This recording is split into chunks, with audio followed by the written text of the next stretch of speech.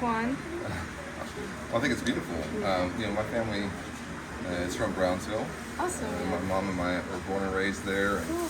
my grandfather worked for the Customs Department for a long time. And I spent a lot of my childhood in the Valley. Awesome. Not here in San Juan specifically, Yeah. but over in Brownsville. Yeah. And so I'm happy to be back in the Valley. Yeah, it's a Yeah. special place.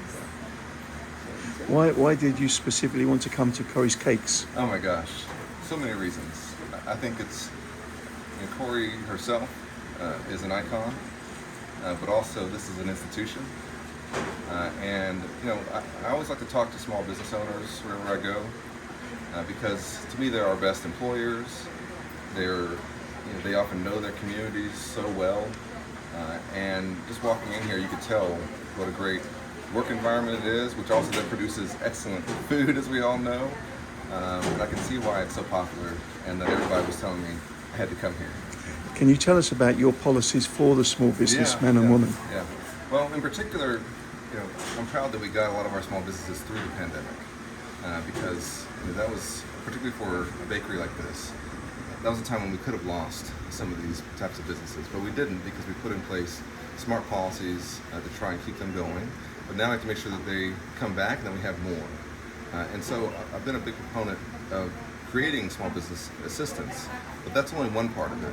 The other part of it is making sure that small business owners know about it and they can access it.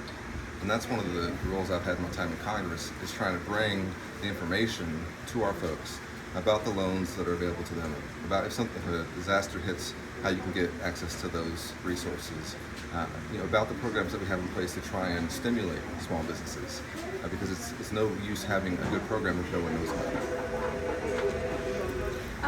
Moving to kind of the border issue, if you want to kind of generically just speak to Valley voters about what your stance is there, what you kind of plan to do. Yeah. Well, as I said, I'm from the Valley, my family's from the Valley, and so to me, I want to make sure that we have a secure border, that we have a legal immigration system that works, and that we approach this in a comprehensive manner. And I think it's possible to do that, but we have to have leaders in place who actually want to do that. It's not enough to come down to South Texas and point out the problems and to say, we have a crisis, which I will say we have a crisis, but then you have to solve it. And when you're in public office, folks expect you to do that. Not just to point out that we have a problem, but then to try and address it. And we've had legislation to try and bring billions of dollars of resources for border security. I supported it. Ted Cruz opposed it. But we also have to address our legal immigration system, because in order to have a more secure border, we have to make our legal immigration system work better. And that is a comprehensive reform that I've also been working on. And we have to have leaders in place who actually want to do it. So border security is an important component of it. We also have to fix our broken immigration system and find a pathway out of the shadows for some folks who've been here for some time, and particularly our dreamers. Absolutely. What are you kind of like?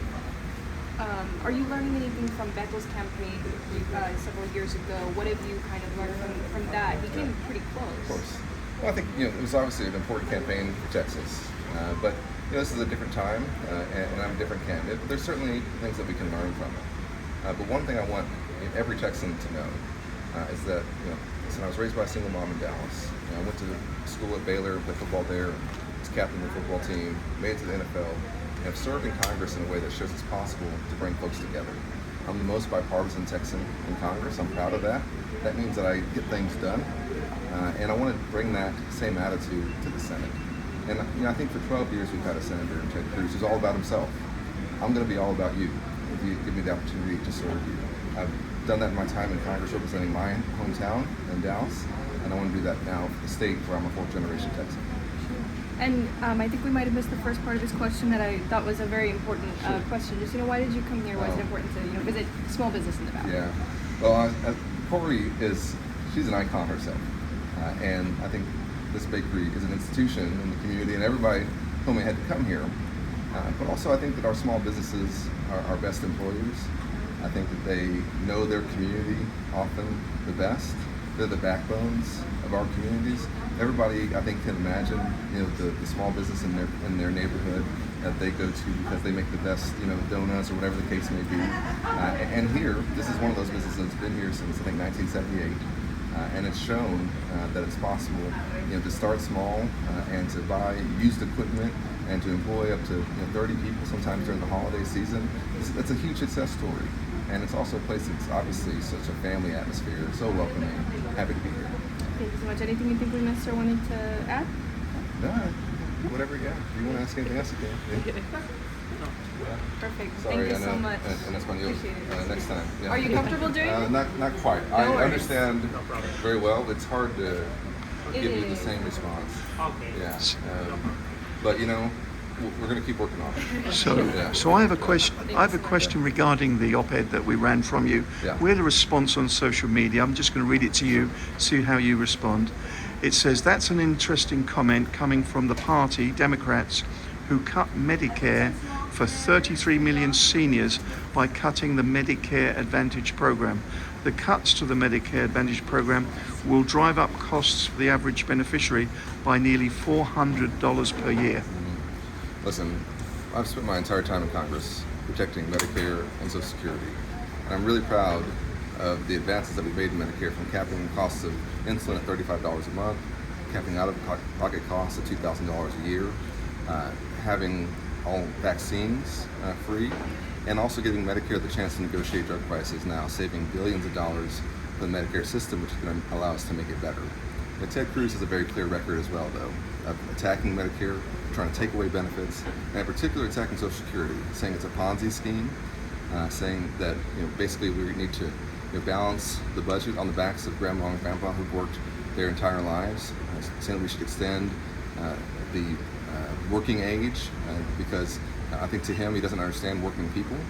And so this is a very clear contrast here. And I'm going to make sure that Medicare is strong going forward, including making Medicare Advantage plans work better, but also Social Security, because to me these are earned benefits that folks have paid into and worked for their entire lives. And generally, what's been the response to your campaign here in South Texas, here in the Valley? Yeah, it's been great, and I feel so at home here. Obviously, a lot has changed since I was a kid and coming here every summer. But I think the Valley is a special place, and I think the economy here is so much more diversified. That there's so much happening here, but it's not enough to come to the Valley and just use it like you're kind of on a safari, pointing out problems or just seeing what's happening and not doing anything to then contribute to what is going well here. And that's one of my frustrations with Senator Cruz. I think he uses South Texas as a place to come and scare people, to talk about migrants, but then never to try and solve those issues when he gets back to D.C. Thank you so much Thank for you. today's interview.